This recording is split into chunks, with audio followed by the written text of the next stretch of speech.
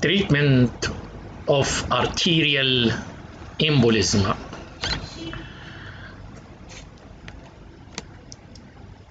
First, rapid pre-operative preparation. The first thing in pre-operative preparation is immediate intravenous heparin to prevent propagation of the thrombus distally and proximally. And the heparin should be continued post-operatively until the cardiac condition is treated. The second thing after intravenous heparin is to prevent cardiac arrest. How to prevent cardiac arrest?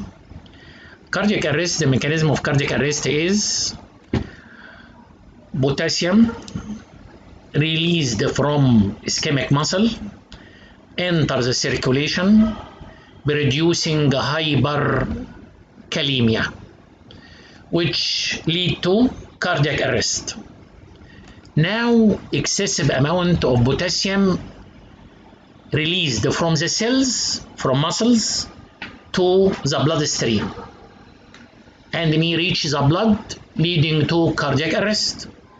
Therefore, all this hyperkalemia, the potassium should return back into the cells.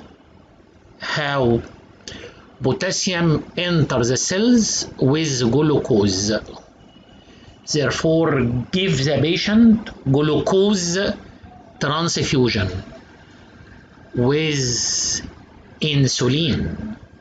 Glucose insulin transfusion, the insulin produce introduction of glucose into the cells.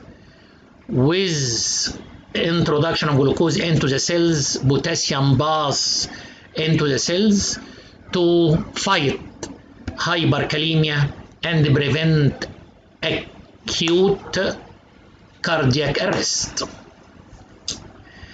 Also, we should prevent acute renal failure. What is the mechanism of acute renal failure? Remember, excessive myoglobin released from the ischemic muscles passed to the circulation, and the only exit of myoglobin from the body is kidney. All this myoglobin pass into the renal tubule, and in presence of acidic urine, the myoglobin precipitate in the renal tubule, obstructing all renal tubule, leading to anuria and acute renal failure. How to prevent this mechanism? Myoglobin precipitate in acidic urine. Therefore, alkaline the urine by sodium bicarbonate transfusion and produce severe diuresis to wash the renal tubules by intravenous fluid and intravenous mannitol as a diuretic. Therefore, intravenous fluid, intravenous mannitol with alkalization of the urine, this prevent acute renal failure. In advanced cases, if anuria already occur, dialysis is needed. Never forget antibiotic. Why? To prevent infection of the devitalized limb. Finally, treatment of the cause of embolism. After rapid preoperative preparation, treatment of embolus is in MCQ. The treatment of arterial embolism is urgent embolectomy. Embolectomy is done once the patient is prepared, and embolectomy is the standard treatment for arterial embolism, even if the limb is devitalized, unviable. Why? Devitalized limb amputation? No. Embolectomy should be done so that the level of amputation will be as low as possible. If amputation below the knee, it is better than amputation from above the knee, or amputation at the foot is better than amputation above the ankle. Therefore, embolectomy is the standard treatment for arterial embolism, even if the limb is not viable, to lower the level of amputation. Embolectomy is done usually under local anesthesia. Because this patient is usually cardiac, therefore embolectomy is usually done under local anesthesia, or may be done as epidural or general anesthesia, according to the general condition of the patient. In embolectomy, the artery is opened. Longitudinal arteriotomy. Longitudinal. Open the artery longitudinally. Arterio is artery. Otomy, incision. Therefore, incision longitudinally in the artery is called arteriotomy. In case of embolism of the lower limb, femoral artery is open, the common femoral, in the groin. Therefore, common femoral arteriotomy in the groin by longitudinal incision in the common femoral artery. If embolism in the upper limb, brachial arteriotomy is done at the elbow. In case of aortoiliac obstruction, the saddle-shaped embolus, this needs arteriotomy in the right and the left side. Therefore, bilateral femoral arteriotomy should be done in case of aortoiliac obstruction. The embolectomy consists of introduction of this famous caster, which is called Fogarty's balloon caster. This is the balloon. The caster is introduced, sure, with the balloon deflated. Introduce the caster, introduce the caster, introduce the caster as distal as possible to pass beyond the embolism and the propagating thrombus. Then inflate the balloon and withdraw the caster. Withdraw the caster. Withdraw the caster to extract the caster with the blood clots and the thrombus and the embolus. The condition should be repeated many times distally and should be repeated proximally until the arteries becomes patent. How to know the artery becomes patent? Blood comes from above. This is called the bleeding. And the blood comes from below. Against the blood flow? Yes. This is called the back bleeding. Because once the distal arteries becomes patent, it becomes full of blood from the collaterals and the branches around the distal arteries. Therefore, this is an important oral question: how to know that the arteries becomes patent? If bleeding from proximal artery and the back bleeding from the distal arteries.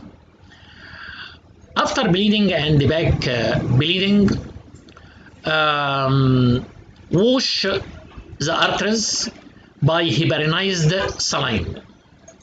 Irrigation, repeated irrigation by heparinized saline to ensure patency of the distal and the proximal arteries with removal of the embolus and the propagating secondary proximal and distal thrombus.